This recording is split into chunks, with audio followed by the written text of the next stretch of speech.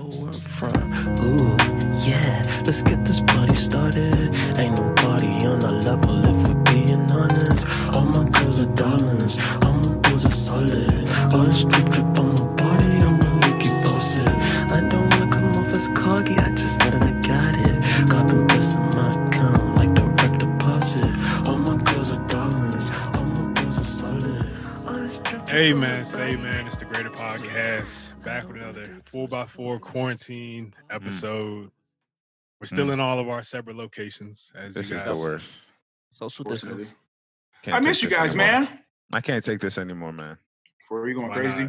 not? I'm going crazy, bro. My window's right here. I be contemplating jumping out sometimes. You know what I'm saying? But All right, let's relax. I remember. I remember I have a family. You know? Right. So I Yeah, can't be keep wild. remembering. It's Like, Got prison break. like I'm I just hate the fact that my workspace and my life are like in the same room. In the bro. same. Oh my Yeah. gosh. So you just feel like you can't when you physically leave work, like you're like, all right, this is done for the day. But Right. all you do is you're in the same spot like after work now. So that joint So you just That's move just your frustrating. computer like a mud. just Shoot, turn around. Which windows? once my Like- laptop closes, this is over, bro. Y'all not gonna hear from me. Nah. Nothing. I feel But it. anyways, this is Moses here, Mo Legend. 1/4 of the guys. Gabe on the mic. Blue. Yeah.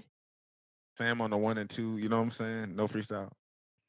And this is Actually, let me Remy, do a quarantine. Let me do a quarantine. All My right. man cut me off, bro. Quarantine, Intro, All bro. right. So I cut Remy off like a pair of scissors. Mm. Woo! Scott Did Shit you thinks just that's ad what lib rhymes with yourself? Ah! scissors. He was like, what rhymes with scissors? I'm hit. I got by time. I'm done. I can't. All right. That's what he cut me off for, bro. Go ahead. It's Go all ahead. right. My name is Remy, Yo. and it's week 10 of No Shape Up. Look at me. Woo! Coming Yeah. out there. We out If here. If My you're hair watching, flat, bro. This is ugly. if you're watching on YouTube or wherever, you may see this. You see that we all got hats on because it's a struggle. But Send we're help and a back. barber. Yeah, I'm hip. But we're back with another episode, 4x4 episode. Before we hop into that, we want to just thank everybody again that listened to the last episode. What was it? Dang, I forgot the title of it. I want to be relevant. So we did Hashtag get I ain't yeah. surprised. Yep. Hashtag Enterprise, which is funny. We got a lot of I'm not even gonna say that. We got some DMs, some very well thought out, detailed DMs about the whole situation. So it's interesting and humbling to see that people are actually engaging with our content, engaging with For the sure. conversations that we're having. So I mean, hey, we embrace everything. We love that you guys are talking with us and chatting with us because we just share our opinions and our thoughts, but what we really want is for y'all to share y'all's too and get the conversation started. So man, we appreciate y'all. Thank y'all once again. And yeah. You don't really recognize the growth. Like, I didn't recognize how much we grew until I talked to somebody who was like just starting his podcast. And it was like he was trying to figure out like how to get an audience, how to get numbers. And then I was talking about what we've been able to do. And he was like, dang, you guys really came a long way. Da, da, da. And in my head, it's just like it doesn't feel different. You know what I'm saying? But it's the fact that we've come from like those crusty, dusty microphones from like way back in the day to like actually having a consistent audience and like a consistent schedule in which we post. It's like it took time. Yeah, bro. This is just encouragement to anyone out there who's starting something. Do not despise small beginnings. Just fight through, even if you have crusty equipment. As long as you're able to, come up with the concept ideas, all the sexy equipment will come. But just follow through with your ideas and your dreams, man. All right? Exactly. Yeah, man. It's been a long time coming, man. We started from 1720. I ain't even gonna say the street name, but That's He's about to put my man. It was 11. That's 11720, bro. Hey man, say man. I don't even know the address. Same man. We go. Say man. But anyways, how's y'all quarantine been so far? What y'all been learning? What y'all been watching? How's it been? I've been watching. I feel like I'm getting a little more in the rhythm of things. It don't feel as strenuous as it initially did. It's becoming normal. I think for me. I think for me, I've been just trying to. I know, like at the first few weeks of quarantine, everybody's like, "This is your time to get closer to God. all this type of stuff. But I felt myself kind of like I was on that wave at first, and then after probably like week 4, week 5, people starting myself, starting to get comfortable and chill. But I'm really trying to challenge myself to continue to like stay in my word and listen to. I'm trying to read more books, bro. It's real, bro. I started reading books. I'm not technically reading them. Yeah, I was about to say, boy, you be on the listening joint. I mean, he reading podcast flow. Audiobooks. We not audiobooks shaming. You still digest the information. I'm just playing. Right. That's you know what I'm saying? I'm on Audible. Somebody got me a gift card, so I'm taking advantage of that. It's lit, fam. But hey, man, that's how you know it's real, son. So yeah, I've been just trying to do that, listening to some sermons. Picked up a couple new pastors that I listen to. You know what I'm saying? We ain't gonna get into names. You feel me? Nah, we ain't doing that. We love every pastor equally. All of y'all are jokes. God made everyone different. Hey, man, shout out to our local churches. You feel me? Hey, man, shout out to all the local churches. Yeah, but one thing that I have been watching that's been speaking to the heart. Oh, let's hear it. Last Dance, bro. Oh yeah, MJ. From athlete to athlete. Shoot, not even on an athletic standpoint, bro. That joint, like, I mean, since we've been watching it, before we all started watching it, what's crazy is MJ came out with the whole little. If you don't know what Last Dance is, it's basically the documentary of Michael Jordan and his last season with the Bulls after they won their 6 championships, and kind of the story behind Michael Jordan and the rest of the teammates going through that. It was kind of that whole run though, like the whole 6 the whole rings, 7 years, like even a little bit of college stuff. Yeah. Right. Yeah, so before Michael Jordan even the documentary released, Michael Jordan came out with a statement saying that after you guys see this documentary, you might have a different view of me. So you've been seeing that whole a bad view of me. So you've been seeing like different people saying like MJ was mean and was a bully, and then other people are kind of like understanding why and the reason of what he did. So my favorite, if you haven't seen this, this is not really a spoiler. You probably seen it on Twitter, but my favorite part of the whole documentary was episode 7, when MJ was basically explaining why he was so hard on people and his heart behind that. So the things he said was like, I challenged people that didn't want to be challenged. I pulled people that didn't want to be pulled.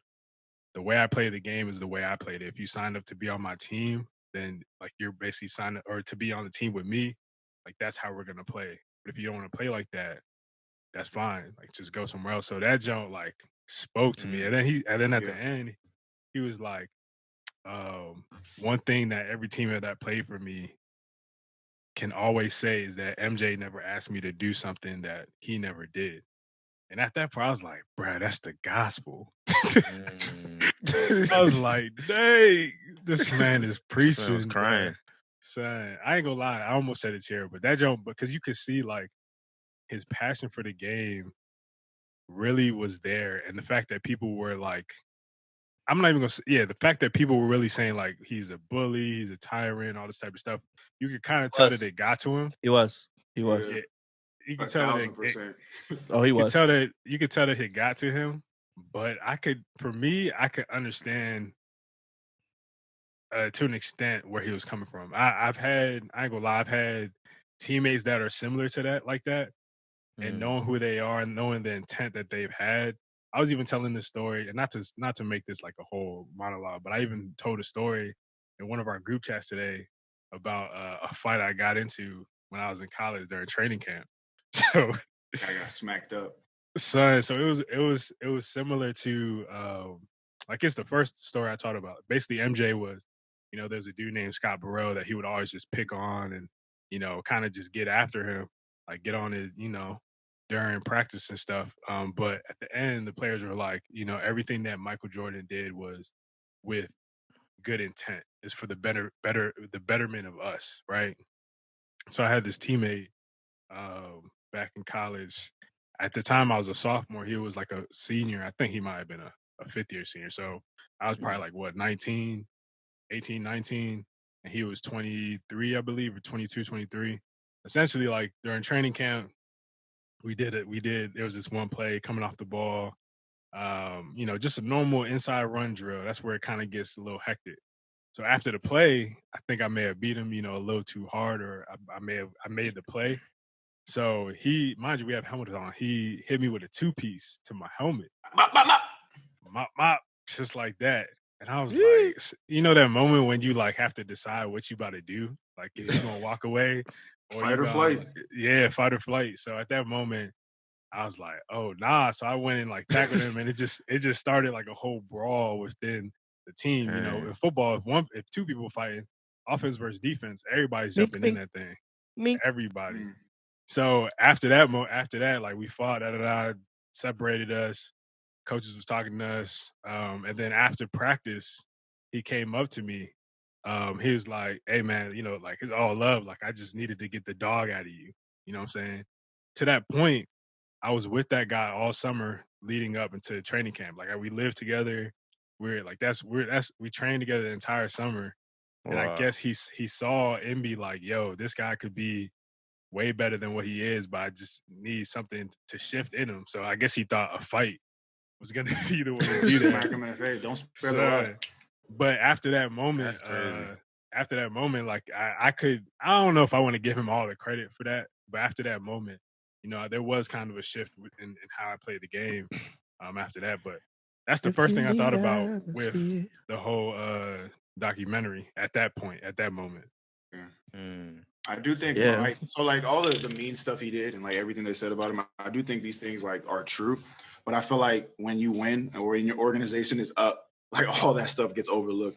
Because like Michael Jordan was the same dude, treated people the same way, and they lost or they never won a ring. It's like, why is this guy such an a-hole? But I think because he was so great, he was able to do these things. Like you can't just come out the great a rookie just smacking everybody, but like he's established. So when new guys come in, he just wants them to adopt the winning mindset.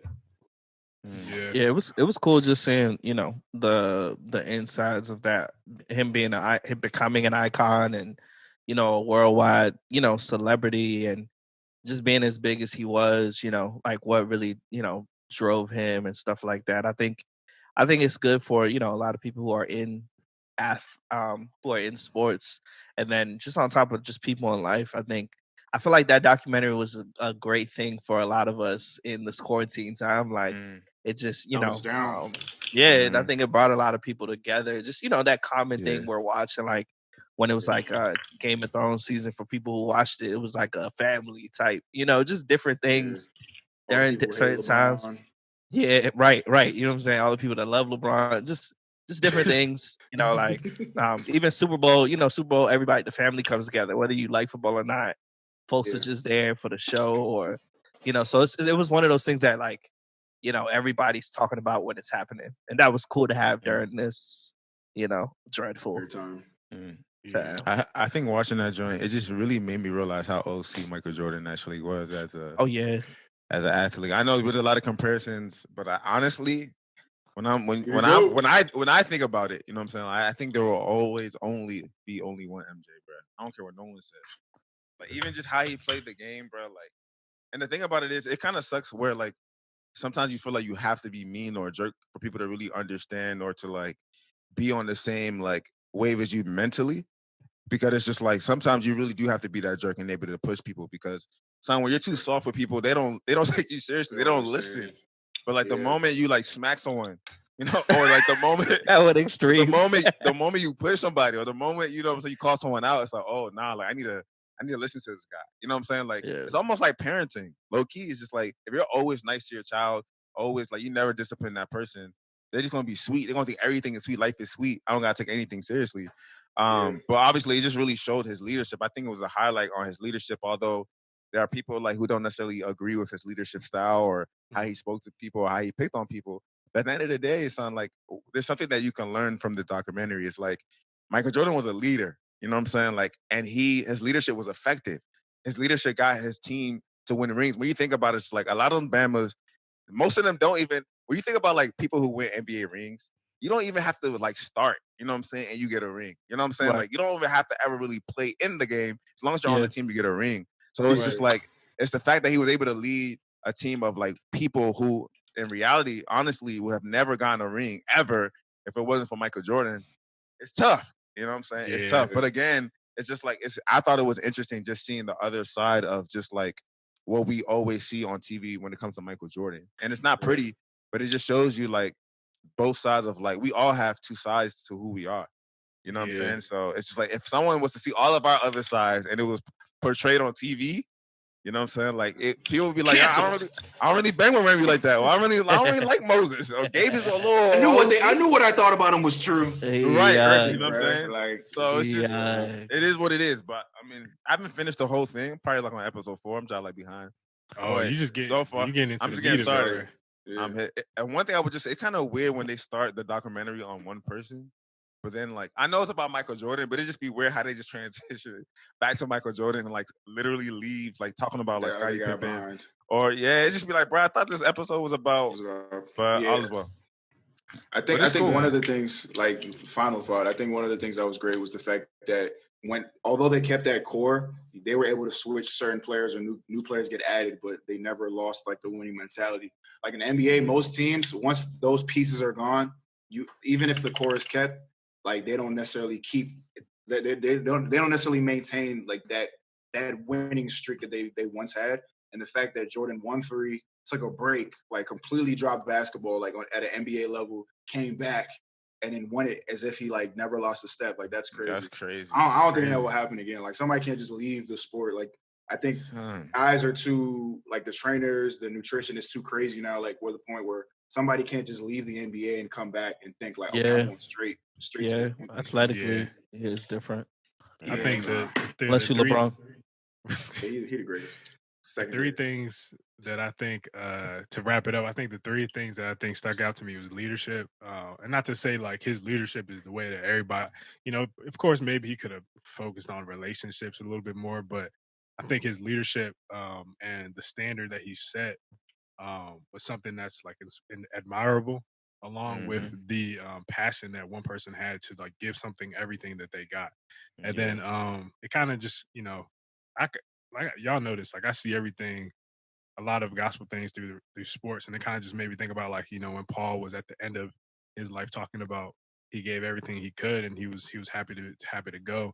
But then there was another aspect of the documentary that stuck out to me was the whole father/mentor aspect and how big of a like how significant it was. You know, MJ looking at why he retired at first, you know, saying a couple months before prior to it, he was talking to his dad about retiring to play baseball. And then in his interview about why he retired, he was saying like, you know, this is just a decision that I wanted to make. But then in his interview with, I think the documentary, he was like, you know, this is what me and my father discussed. And you know, as long as my father's happy, like I'm happy. You know what I'm saying? And you already know, I was like, dang. The guy was crying again. The guy said, as long as my father is happy, I'm happy. I was like, sheesh, bruh. And then you see how later on down life, how the hard times came with that. And then his mentor and security guard, Gus, came into the picture. And now that became, you know, Sam is probably a spoiler, but that became his mentor and father figure to the point where if MJ was up at 2 a.m. crying about his father upset about something, the guy Gus would come to his apartment. And I was like, dang, I low-key need that in my life, but bro. Father figures go a long way, bro. Yeah, very much so. A long way. So I'm excited for our generation of kids. You know, I'm hoping, you know, all the people that I know, I'm hoping that we all, you know, get to keep our families intact and, you know, like get to give our kids engaged parents. You know, like engaged parents that, you know, stuck together as a family prayerfully. But it's like Black Dad. It's gonna be fun. But yeah. So it is a 4x4 episode. We are going to get into that. But before we do that, well, 2 things. One, there's another thing I've been watching, which I'm going to keep it short. The KD documentary, the only thing I'm going to say, it was great. It was cool. but we gotta put some respect on Moses. Moco in Montgomery County, bro. You It can't wasn't do about it. Moco, bro. Hey, Right. bro, The top guys in the joint were all PG, bro. So Right. this be like, I'm from Maryland. We all want Maryland. Debatable. We don't claim Baltimore, so you can't. You gotta specify. But I mean, if we did a DMV documentary, like, wait, that's my man's. A DMV documentary would be a lot better. But anyways, moving forward, before we get into our 4x4 episode, there's a couple shout outs that we wanted to do. One, shout out to Anifa. She made history today. She literally changed the game, bro. As some of you may or may not know, we had Anifa on our podcast a couple of months back, and she's a fashion designer from she's actually from Moco. So, you know, hey, if we're gonna do that, so you know. But shout out to her. Like she's a fashion designer that's doing a lot of great things, very well known within the fashion industry. And yesterday she released a project digital fashion show. A digital fashion show. Just because of the quarantine, they transitioned to a digital fashion show that was crazy tough to watch. And the purpose behind the line is actually attached to her home country of Congo, and you know, helping out there. So that was just amazing to see for me, honestly. Yeah, no, I think it kind of like it's. I mean, obviously it's innovative, and I think what it's going to do now is like kind of like force other designers to just innovate. You know what I'm saying? Like I feel like obviously quarantine, we all have our limitations, but I think it's like just being able to kind of think outside the box to be able to still get your ideas out there is huge. And for her to really do it in the way that she did, being a fashion designer, I think it's really, you know, you can't help but to admire her. You know what I'm saying? And her work ethic. But yeah, now shout out to her. You know what I'm saying? Like shout out to the garments. You know, I was looking at the joints like, yo, like looking at the 3D models. I was just like, yo, this is wild, bro. Hey man, but it looked real. It looked very real. I was like, wait, why they this? Hey, why they curvy? You know what I'm saying? They curvy. But you know, shout out to Anifa, man. We're all proud of you. Congratulations. Man, she knows the demographic that she serves. You know what I'm saying? Shout out black women. Shout out to all the black women out there. Yeah. So, and then another shout out. Forgive me if I say your name wrong, but I want to definitely shout out Halimat at Hali Ade on Instagram. So we got a text randomly from one of our friends, Nicole, this past week. And she said, hey, like one of my friends just featured you guys in her book as a podcast to listen to. And she sent us the picture and the page of where we're in the book. And I was just like, yo, that's crazy. So definitely shout out to her. Shout out to her for including us in the book. I'm trying to remember the book name. I had a picture. I just lost it. But the book title is The Art of Transformation. But yeah, definitely if you're listening to this, man, we just want to thank you. We appreciate you. You know, reach out. We'll reach out to you and just thank you for that as well. Yeah. Did we plug Hanifa's Instagram? Yeah. Oh yeah. Anifa M is her Instagram, but Hanifa HANIFA is her Hanifa official. We'll put it in the description. You know what I'm saying? Yeah. But yeah, anyways, let's hop into this 4x4 episode. As you guys know, the 4x4. So that's a classic, boy. As you guys know, the 4x4 episode is 4 questions asked to us by you guys and us 4 answering them as best as we know how. We don't know all the answers, but we're here to walk through it with you guys and share our perspectives. So we go ahead and kick it off. I guess I'll go ahead and read the first question. So the first question is, I saw this quote going around Twitter that says, God won't leave you guessing. Do y'all agree with that? Why or why not? It's a great question. I guess the perspective is like, God is always going to tell you why something's happening, or tell you, or he basically won't leave you guessing as to what is happening in the world. Yeah, wondering, whatever it may be. It's funny, we was having a slight conversation before the pod about this. I definitely think that God will leave you guessing in a lot of different things. I just go back to the verse that talks about how his ways are higher than our ways and his thoughts are higher than our thoughts. And the fact that he is God, like, what would actually make somebody a god if you knew exactly what they knew? You know what I'm saying? Like why? Like what would be the purpose of him Or being God? understood everything.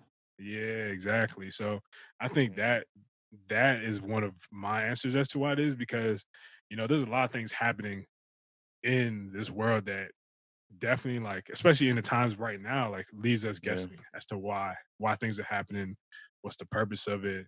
And as we mentioned in previous episodes, like sometimes we just don't know. A lot of what faith is not knowing, but Mm, knowing who the person is that's in control. yeah. Yeah. I And I think think that's it. oh, sorry, Go you go ahead, ahead. bro. Go ahead, bro. All right, so I think it's like twofold, because I think when it comes to like what Moses said, like faith, like a faith walk, sometimes you will be guessing, but I think God wants to build that trust and build that faith that the end result may it may look unclear now, but the end Mm, result will be desirable and it will be according to his will. And I feel like there are stories in the Bible that kind of attest to that. Like we were literally just talking about the story of Job before we got on the pod, and like blessed him abundantly and then took everything away. And he was literally like, naturally as humans, when things don't go our way or when we don't see like the end result or the path like clearly right in our faces, we're left to question, because God made us inquisitive. So naturally he knows that we're going to ask questions about things if we don't understand. So I wouldn't, like, when you look at the phrase God won't leave you guessing, I don't think he leaves you guessing, but you're probably going to guess at a lot of things that he does or doesn't do, Yep. just mm, because of your human nature and your our longing. Like we want to understand things so badly sometimes that we just don't sit still. Yeah. And I mm, feel like because of that, God, you are left in a state where you are guessing. Yeah. mm. Actually. But Yeah. Sam, Oh, yeah. I mean, essentially, you said what I was gonna say, but I mean, obviously, you got to think about like another story where it's just like you talk about Abraham. You know what I'm saying? Like he had to wait a brick before, you know what I'm saying? Like, just being able to, like, God essentially gave him children. You know what I'm saying? Like him being the father of nations, and he had to wait a long time. I think he was like 99 by the time like he was able to really see the fruit of that. So I think I don't necessarily I agree with like the Lord making you wait to develop your faith, and you kind of got to think back at everything that you were waiting for, everything that you were like second guessing, or everything that you felt like the Lord was having you guess. I guess when you kind of look back at your life and you kind of see the fruit of that thing you were waiting for, it makes sense. You know what I'm saying? Like, so it's like an ongoing theme of like, yeah, the Lord is going to keep you guessing, but it's like it's not necessarily looking at it like as a negative thing. Although, like in the moment, you might, because it's just like Lord, like I just lost my job. I don't know why. Like, how does this make sense? Like, how am I supposed to bounce back from this situation? But then, literally, it could be like 6 months from that time, or even like 2 months from that time. Like, you got another opportunity. You're making double what you were making before. It's like the job is located in your dream area, whatever the case may be. So I think it's just like it's uncomfortable to like not know, especially if you're like a control freak. It's Yeah. uncomfortable like not knowing what's next or not Yeah. understanding like the season you're in.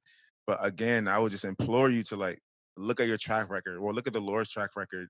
All the times where you didn't know like what was going to happen next, and kind of use that as motivation to kind of get you through. If you're someone who's going through a season, I mean, we're all like, we don't know what's about to happen. We're all quarantined. We don't know what's about to happen. So we're all in this like this lull. You know what I'm saying? But at the end of the day, like I really feel like God will be glorified through this whole pandemic, and I feel like something great will come out of it. But right now, it doesn't feel like it, because like a lot of lives are being lost, a lot of jobs are being lost. But at the end of the day, it's just like something good will come out of it. So it's just I definitely believe the Lord will have you guessing, but for a good Yeah. reason. I think the concept of having you guessing is a natural thing. It just means you're gonna be required to have patience. Like, and that's it. If you look at the life of Joseph, what I'm saying, like his brothers sold him. I'm sure he was guessing. Like what Mm, the hell is this? Like went what's to going on? jail. Yeah, went to jail. He came up, was in Pharaoh's house. Not Pharaoh's house. He was in one of the important people's houses, and then Potiphar, his wife accused him of rape and all this. Like just a bunch of stuff.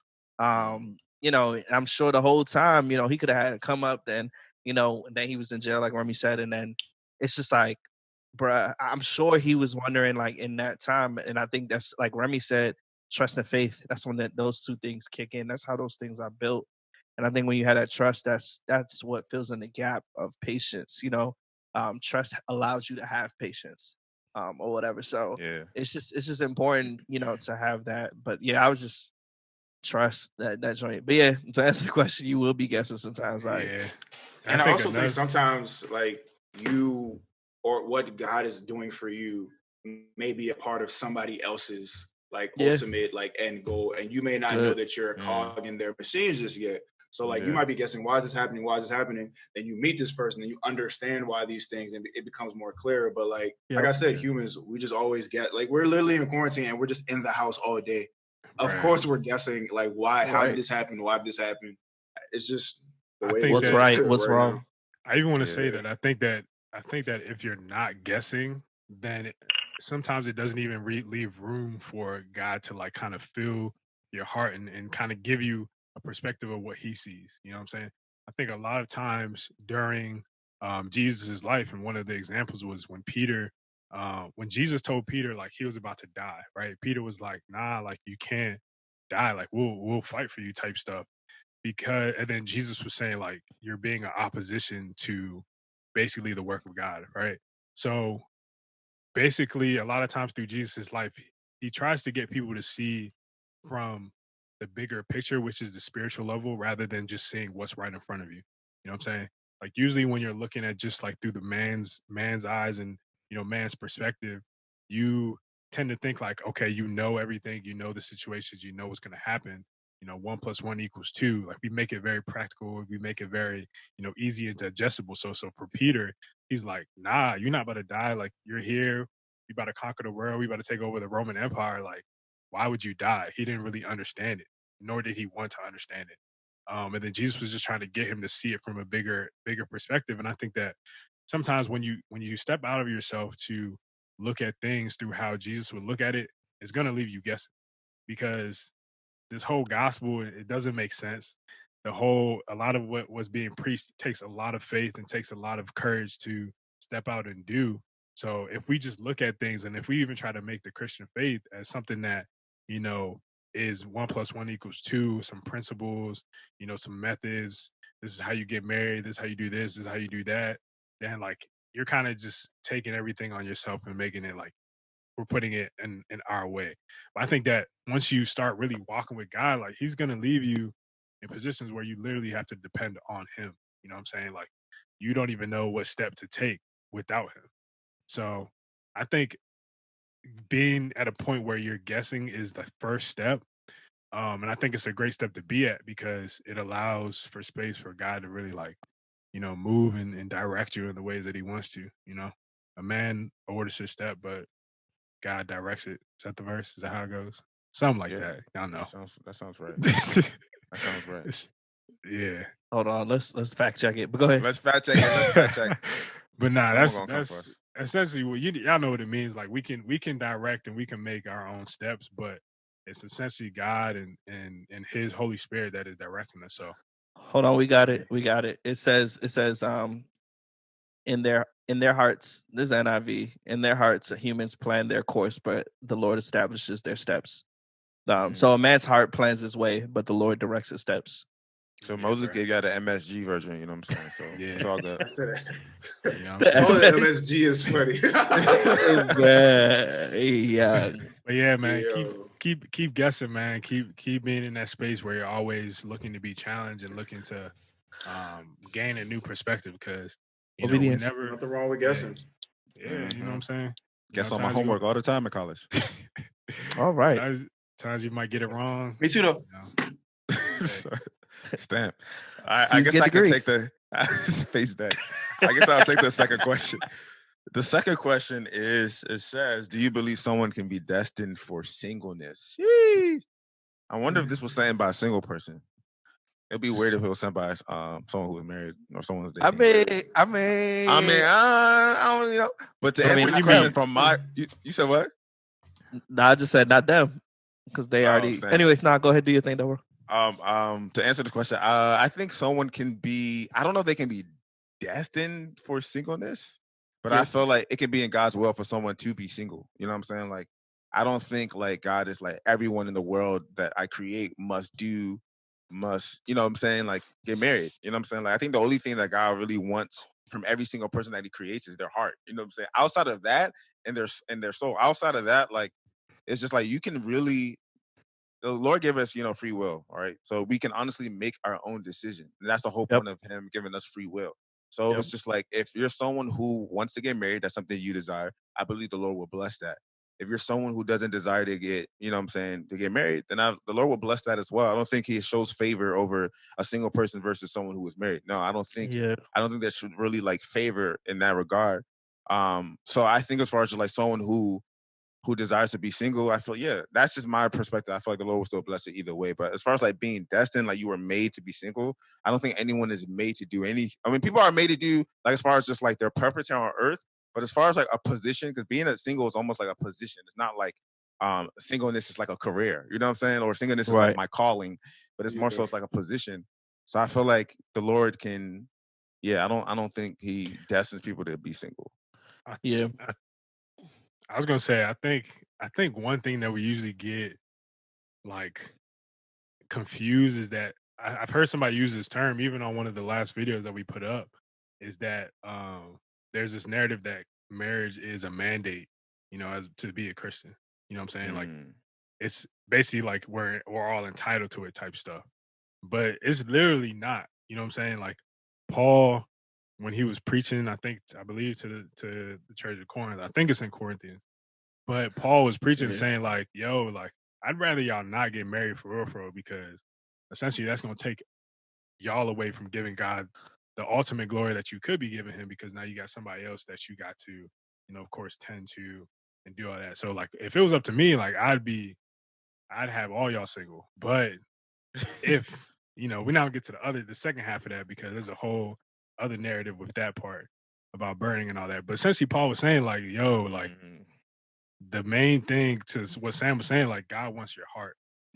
Right. Marriage at the end of the day is something that's going to glorify God, along with the many other things that are in this world. They're made to glorify God, and in our singleness, and it's another thing. Like Paul couldn't live today because I think that a lot of people, he was preaching on marriage, and there's not many people that listen to people that preach on marriage that are single. That's a whole nother topic. Yeah, they don't But respect it. yeah, but Makes sense.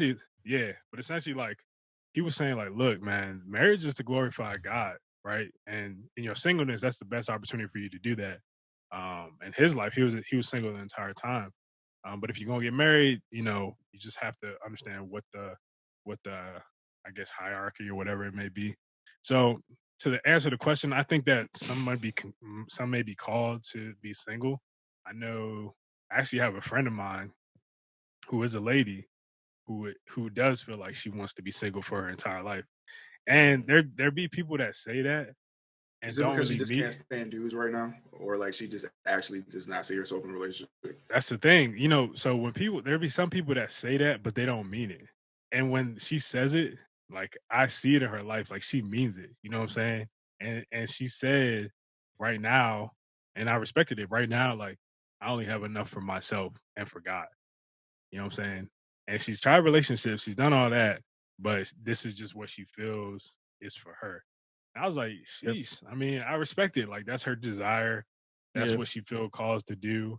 And I respect it because I think that God can move in your singleness the same way He can move in your marriage. I know a lot of times people say, you gain a new inheritance of favor when you Yeah. get married, but that doesn't mean that you don't have a favor when you're It's single. not favoritism. Yeah. Yeah, you know what I'm saying? So I think I don't want to say destined, but I think some could be called to being single.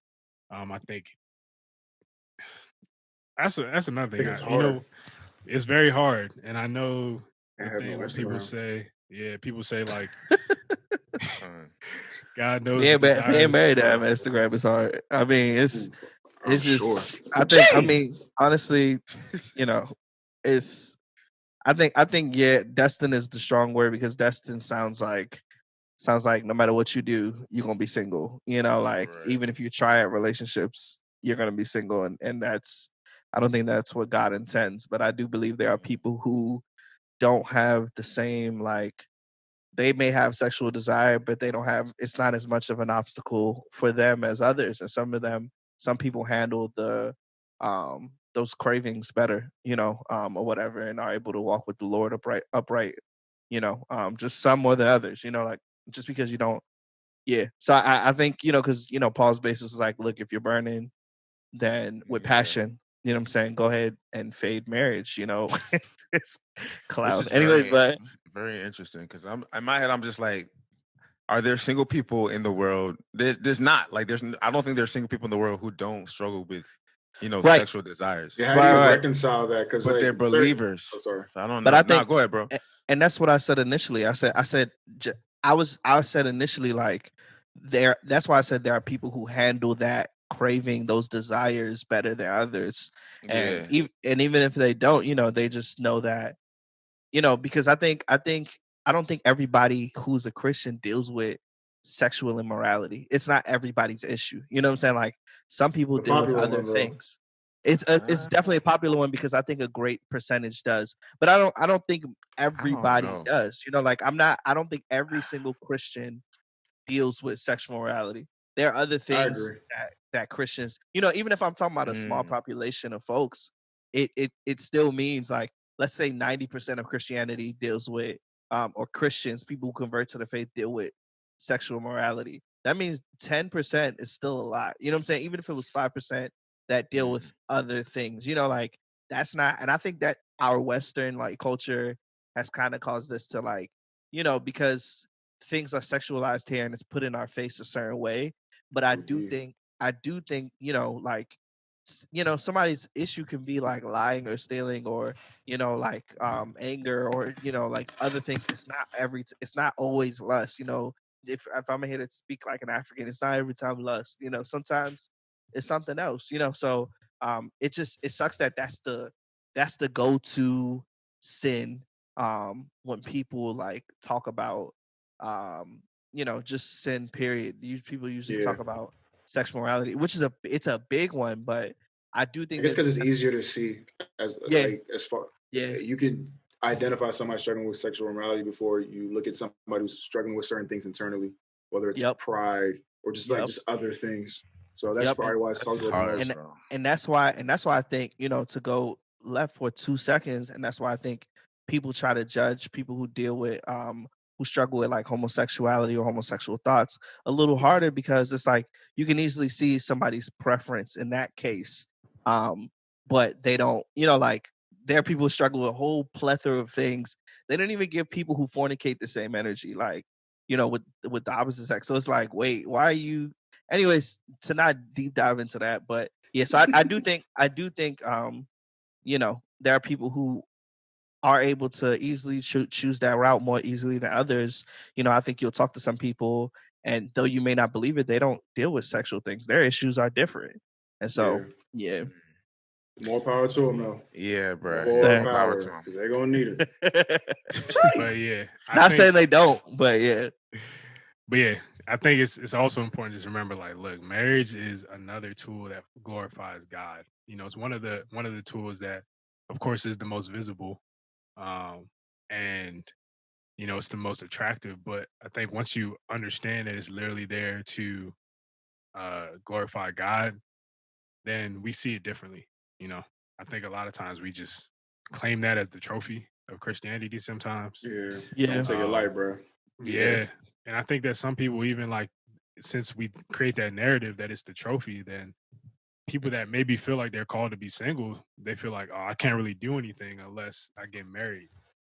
And I'm not to say I know exactly for sure, but I'm trying to understand, like, what that even looks like. You know what I'm saying? Like, how do you even maneuver that if you do feel like you're called to be single? I mean, I don't feel like I'm called to be single, but that's so great. But yeah, I'm just trying to think your whole life. You 60, 50. And you're not struggling with next question. Desires. I mean, these men. No, you can still struggle with the desires. It's like how you struggle in marriage, but I'm it's saying, like, struggling and not being able to really, like, you know what I'm saying, indulge. Yeah, there's no way. Like, you just are like, this is just what it is. Yeah, exactly. Like, it's almost like self-torture. I mean, to some people, nah. I just think there are people out there. I think there are people out there that don't really that don't really care for sex. It's not about they don't really like. Yeah, it's not that big of a thing. Something wrong with them, though.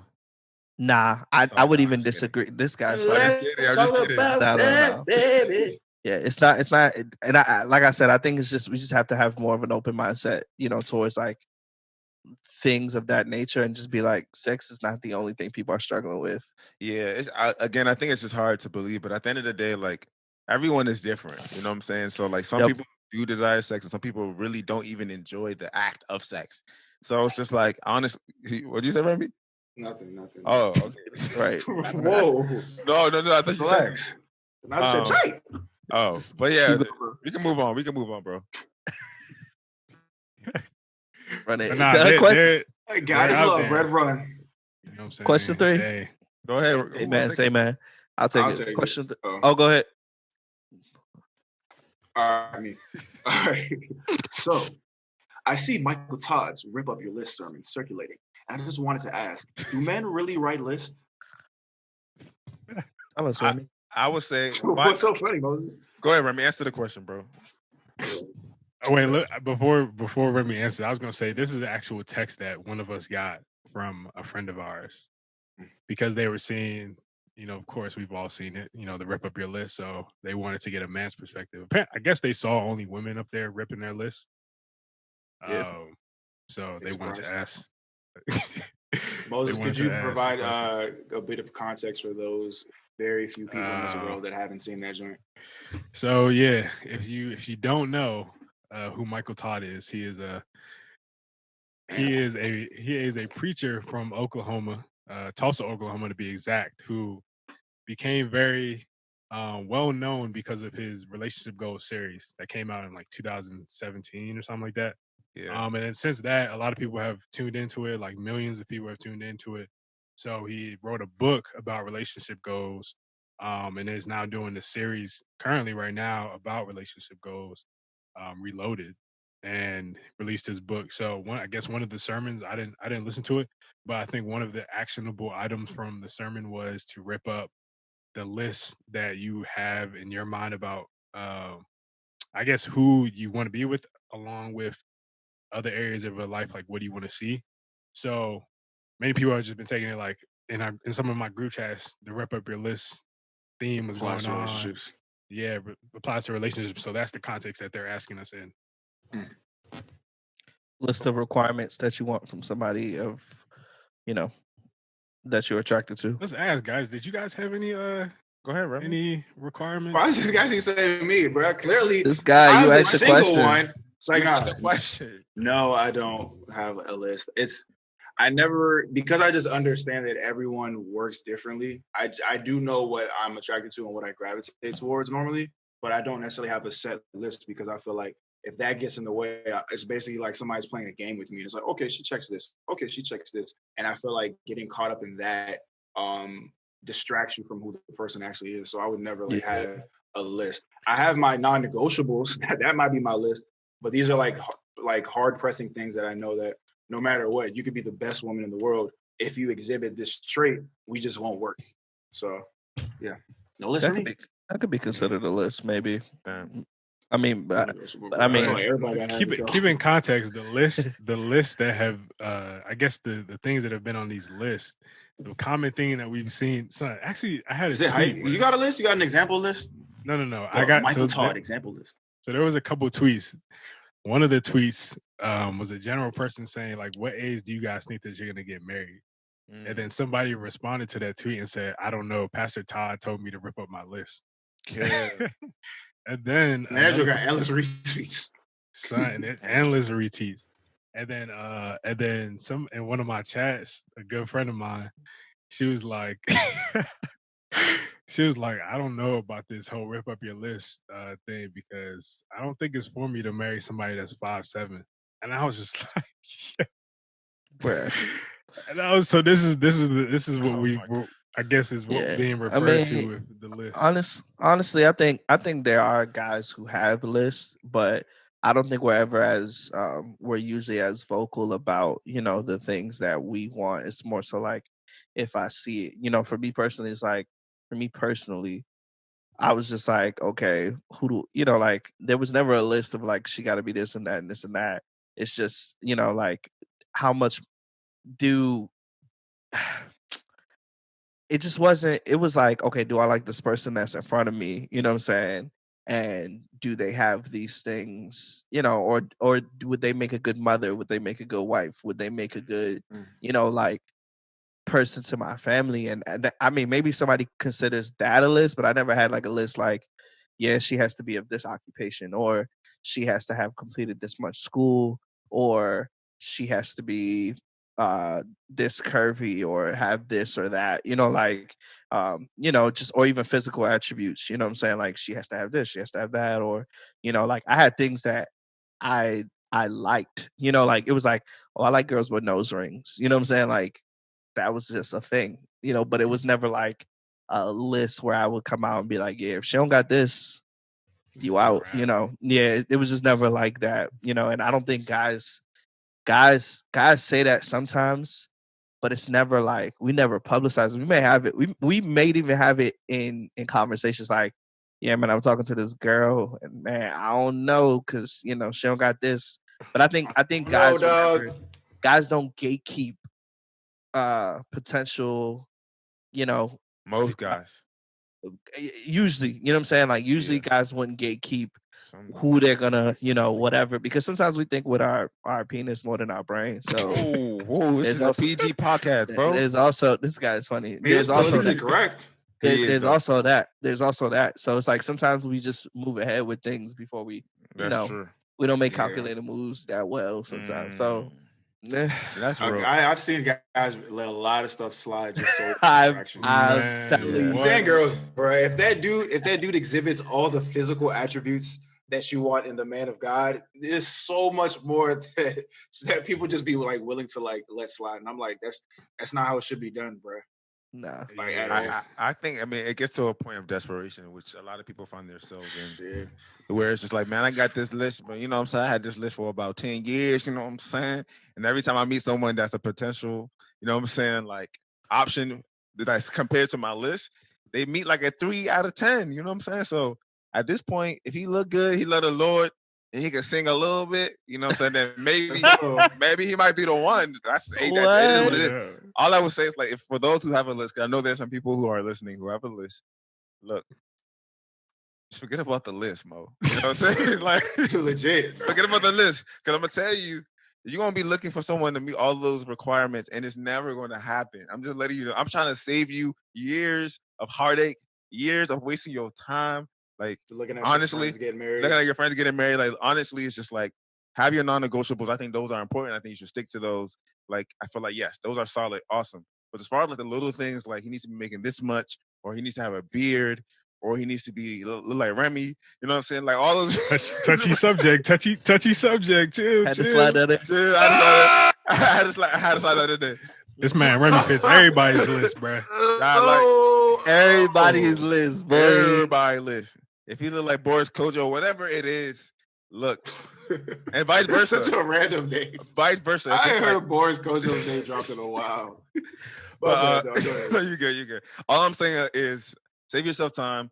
I mean, I think it's good to know what you want. I think it's great. I think that's awesome. But at the same time, just be realistic. Like, I think trying to find someone who meets every single, you know what I'm saying, like task, or not task, but every single like checkbox on your list. I don't think that's realistic, to be honest. Yeah. I was gonna say for me, I more so had a vision for what I wanted to see in marriage, and like kind of what Remy say, like the type of person I want to raise my children, the type of marriage I want to have. All that type of stuff came into just the thought process of it. So for me, it wasn't necessarily a list. It's some certain characteristics that I would love to see, of course. And it's not like, you know, it's not even like they need to have it when I meet them. It's like, you know, the effort is there. We can build upon this type of stuff. We can cultivate this type of stuff.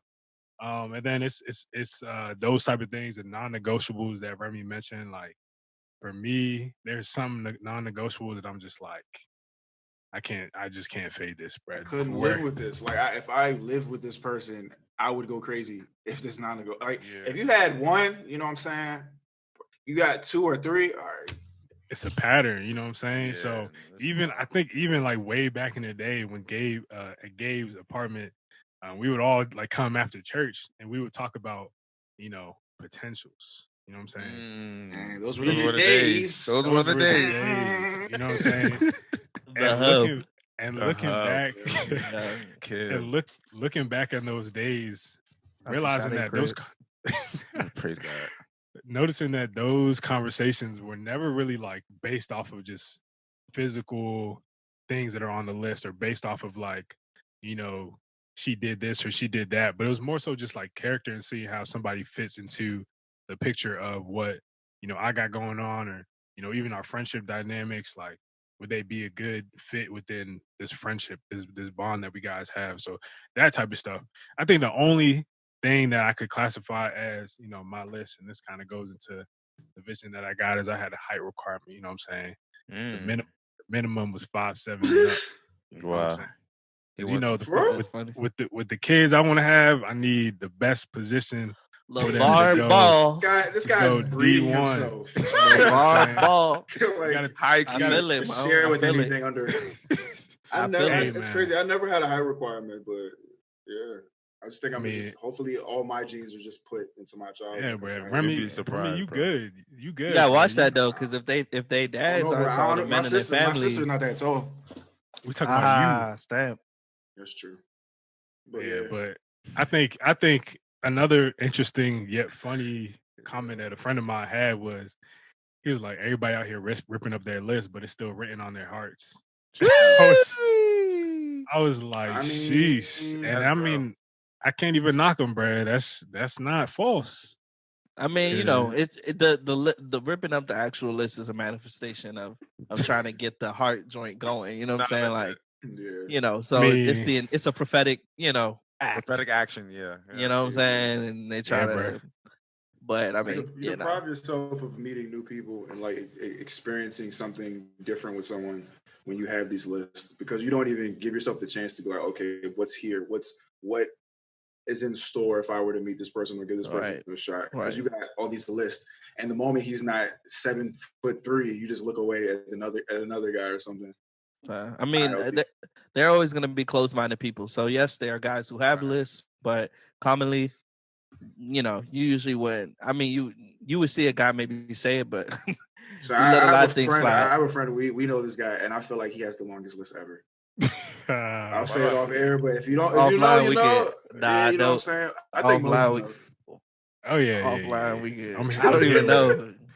I'm here I with don't it. even But know. hey, I Hey, guess the yo. last thing we're gonna say is, don't end the, I guess, illustration with just literally ripping up the list. Make it something that is on your heart as well. I think more than talking about the list and physical and all that type of stuff, like look at what you want for your life, seeing how this person could fit into it. Just because somebody doesn't have everything that is on whatever so and so list doesn't mean that you can't build with them. You know, this is somebody that you are planning to build with. You know, some things that are on their list may get chopped off later on in life. You know what I'm saying? He got a beard now, but later on in life, he might decide like, I'm just gonna go without a beard for the rest of my life. Or his hairline might be, you know, shot. So I mean, it's just a lot of things that could be out here, man. You know what I'm saying? The things you once found attractive, Yeah. maybe no longer. Yeah, we're not gonna preach about lists though. That's not for us. You know, it's not. I mean, hey. No, you guys already found yours. Amen. Say man. I mean, hey, amen, say man. Let's keep it going. Next question. Question four is what is the difference between having confidence in self versus having confidence in God? How do you know when you're putting too much confidence in yourself? You know, and it's an interesting question just because, you know, like I guess it's a balance between like pride and, you know, confidence, and what is true confidence in the Lord. You know, I mean, when you're a Christian, are you allowed to, you know, brag and boast, or, you know, but I think honestly, I think self-confidence is healthy when you believe that, as a believer, when you believe that God brought you to a place where you were able to hone the skills. So I could brag on the fact that I'm, you know, creative, but I believe God, and I could believe I'm creative. Like I do think I'm creative, but I do believe God placed things in my path to help me cultivate that thing. You know, he gave me opportunities so I can exhibit. So yeah, while I'll say I'm creative, I know in the back of my mind, you know, God had put things in my path, or he made me a certain way so that I received that differently. So, I think you can have self-confidence and God confidence at the same time, because you believe that your self-confident, the things that allow you to be self-confident are rooted and based in the Lord. Now, when you're toting accomplishments and things like attributed to yourself, like I got it on my own, you know what I'm saying? Got it out the mud, Self-made type. just self-made, stuff like that. I think that's when now we're talking about like having too much self-confidence, like having, like just too much, putting confidence too much in yourself. It's more so of a thing. It's just like, nah, I mean, but at the root of that, those things, so when you don't acknowledge the Lord, like in all your ways, just like the Proverbs where it says, it's like you're then having too much confidence, because you wouldn't even be breathing to experience any of that if it wasn't, God didn't allow it. Real. Yeah. You got to think about this analogy. It's like someone blessing you with a car, right? But they let you borrow it for 2 weeks, and you out here with this whip, flossing that joint, telling everybody, "Yeah, this is my joint," you know what I'm saying, flexing. And then at the end of the day, you know what I'm saying, like you give the joint back. It kind of essentially is just like how we're all blessed with certain giftings, right? Like I don't Yeah. necessarily feel like our gifting is just obviously meant for us to just keep to ourselves. It's meant to bless other people. And I think it can get to a weird place when it's just like you start boasting in your gifting when the Lord is the person who gave you that gift. You know what I'm saying? It's just like I'm boasting in something that almost in a sense doesn't necessarily belong to me, but it's being used in me, it's being used through me. You know what I'm saying? So I think it's just trying to find the line is really thin. You know what I'm saying? Like obviously I feel like you can be proud of like how you're using your gift and how the Lord is using you.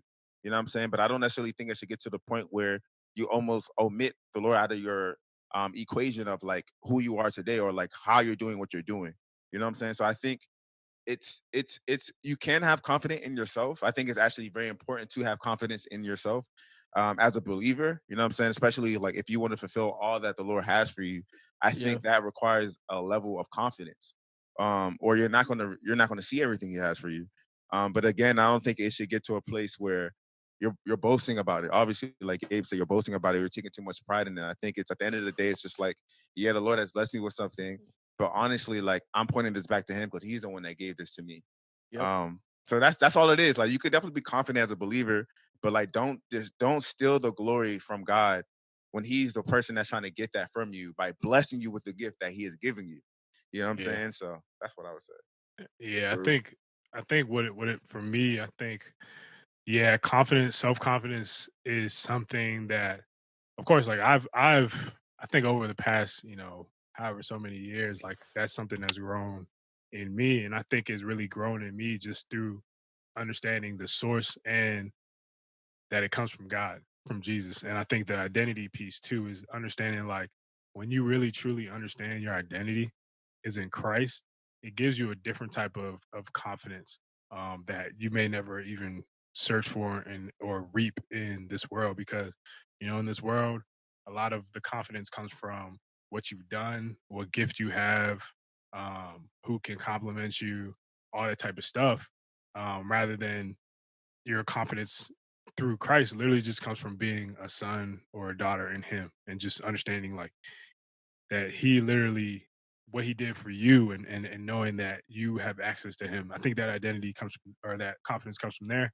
I think, like Sam said, it's a thin line. I think a lot of times we start off in a place where we call it like confidence and Godfidence, and we have the mindset of like pointing everything back to Him, and He gave me this gift, all this type of stuff. But I think as time goes on, we start to put more confidence in ourselves and the things that we've done with this gift, and start to forget about the gift giver. You know what I'm saying? Right. And it's very subtle, and it's not even like a something that you plan to do. I think over time, when you start to receive a lot of accolades, a lot of recognition, a lot of achievements, it's natural to do, and that's why I think that even with whole self confidence and confidence in God, I think it's something that's daily.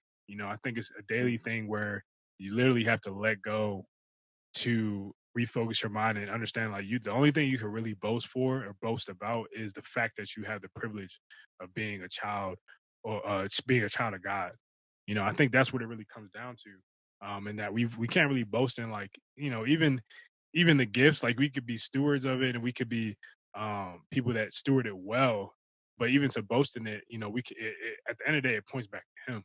You know what I'm saying? Right. So that's Right. something that I've really been trying to understand and to guide and really see how to maneuver through this life, even with the gifts that He's given us. Because, like, honestly, you can get caught up in this joint real quick, right? You Bruh. know, you can Yeah. start to get a lot of people looking at you, a lot of people seeing you as something higher than what, you know, they should be seeing you. Because at the end of the day, like, you know, even in the Bible, it says, look, you shouldn't even be praising people that are leaders, or so, like, you shouldn't be boasting about nobody. You know what I'm saying? Because everything is for you. Like, you have that same access, you have that same opportunity. Like, the only thing you can boast about for is God. So I don't know, man. I don't got the answers. I just know that it's a tough place to maneuver in, and literally it's a daily thing that you got to come to terms with, Yeah. and kind of like let go of. Yeah, I think also it's just praying for humility. I mean, some people they want to have confidence in God, you know what I'm saying? Like, but for some reason it's hard for them to see past themselves. And I think it's just like, honestly, it's just praying, it's just being real with yourself. I think it kind of starts with self-awareness. It's just like, man, like when I read these comments on IG, they make me feel X. Or when someone says so and so about me, it gets me on this high. Like, it's like really just self-assess yourself. And if you feel those feelings, then it's just like, man, like, you know, maybe this stuff is getting to me a little too much, more than it should. Like, there's nothing wrong with compliments. There's nothing wrong with people liking what you do. You know what I'm saying? Or buying what you have to sell. But I think it's more so just like, again, it's just being careful, man. And again, if it's being self-aware and just praying for humility always. Like, as we continue to climb in your career, or as you continue to climb in like your purpose, like whatever it is, I think it's just important just like to really pray for the Lord to like keep that spirit of humility in you. You know what I'm saying? Because, son, it's wild out here, bruh. You know what I'm saying? Like, Bruh. you know, like people really switch up, you know, when success comes. And you know, like, it's just like you want to be someone that's grounded in your success. Like, people can say, man, like so and so hasn't changed. I've known this person since, you know what I'm saying, forever, and they've been the same person. Like, the success didn't get to them. You know what I'm saying? Like, and that's because like you're someone who is grounded in Christ, and you're not allowing the external success, the worldly success, you know, affects you internally, that now affects you vertically, you know what I'm saying, with your relationship with God. So I think it's just, yeah, man, you just gotta be careful. I think it's just important to be self-aware, honestly. Like, it's really, and that's one thing I'm learning to do, like, not just like in general, you know what I'm saying? Like, when I think certain thoughts, or when I want to do things that are not good, I want to say something that is not good. I'm like, Lord, I wanted to say that, but why? You know what I'm saying? Like, why did I want to say that? Or why did I want to do that? Like, or you know what I'm saying? It's just like, I think it's just coming to a place where you know the Lord is not judging you. And I think it takes a while for you to really get to a comfortable place where you can like be transparent, even with yourself, like even telling yourself, like, damn, like I'm really wild for thinking that way. I'm you know what I'm saying? And it's like really like being open with God, like trying to question and trying to figure out like where does it stem from? You know what I'm saying? Like, why do I have like a natural inclination to be petty? Or like, why do I have a natural inclination to like hate on people? You know what I'm saying? Or not see people do well. You know what I'm saying? Like, why is that? And then it's just like, you know, continue to have that internal dialogue. And I believe the Holy Spirit will reveal those things to you. But again, I think it's important just to be self-aware, bro. And there's nothing wrong with having bad thoughts. You're human, but I think it's only bad if you don't decide to do something about it. You know what I'm saying? Or it's only bad if you don't decide to like allow the Holy Spirit to address that. So Yeah. And I think just going to like the follow up, like how do you know if you have too much confidence in yourself and not in God's? Like, if something happens that's not necessarily according to your plan, like who do you run to first? Do you like rely on like what you think or how you Right. handle situations, or do you talk to God about it? Do you, and when you're in situations where you're being blessed, do you take it for granted because you feel like you can get it back yourself, or do you understand that it's a blessing that can be taken away from you at any time?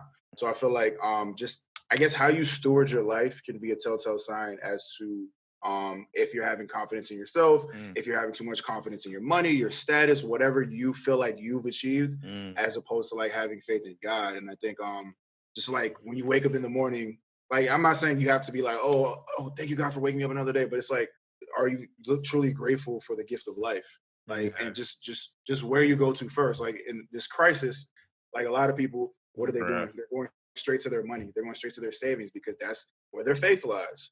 As opposed to people who are kind of like praying to God and just praying that we all get through this as like a human race. Yeah.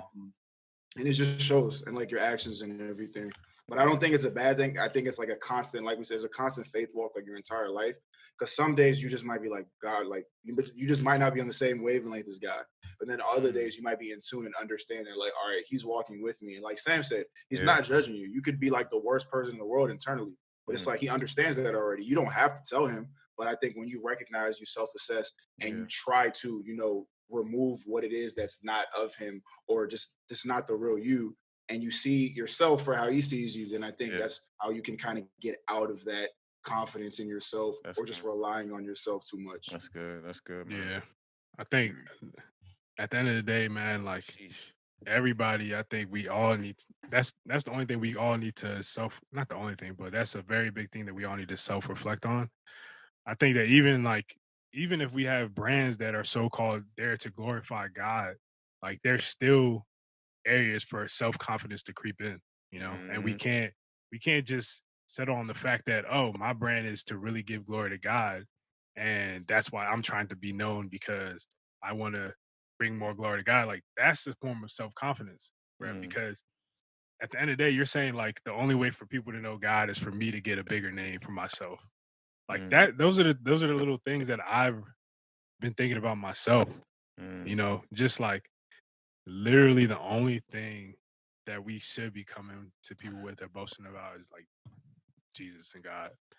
And it's for other people to speak well of you. Like, you don't. I mean, there ain't nothing more nothing more beautiful than having good, complete confidence in God, because then you know you believe that you can do anything. Sure. Well, because with God, all things are. Love yourself, but love God too. Right. Yeah, and on that cue.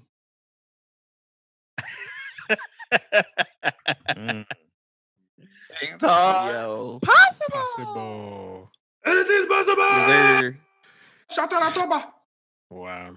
This guy's Remy. But anyway, pray for him, man. It's the Greater Podcast. Pray for me every day, guys, please. I'm a work in progress audience. It's the Greater Podcast, 4x4 episode. We hope y'all appreciated anything that we had to say that resonated with you, man. Feel free to share, man. Share with us. Oh, yeah. And like, you know, we have Anchor now. Feel free to go ahead and send a message to our Anchor app that we can put directly on the podcast. Like, just, you know, communicate with us. Talk with us.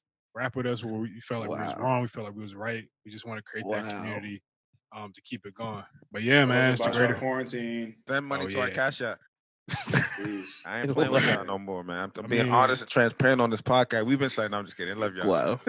I mean, I'm just kidding. If the Lord lays it on your heart, you know what I'm saying? Honestly, we're doing this for the love. I'm just letting you know we're really doing this for the love. But if money's good too. If the Lord places on your heart just a blessed Project 330, so we can continue giving y'all this fire content. Wow. You know, fire. Just, you know. Yeah, man. Hey, what's the Cash App tag real quick? Hey, man. What's the REMINADE? Jesus. Go straight to Project 330. Just send it to REMINADE. Don't forget the cash little sign or whatever. This is a great example. Team. Forward guy at his finest. Live on the podcast. Wow. But anyways, man, y'all know where to find us at PROJ330. Follow us, share our page, whatever it is, man. We just here for y'all. But yeah, it's the Greater Podcast. We gone. All my girls are darlings. All my girls are solid.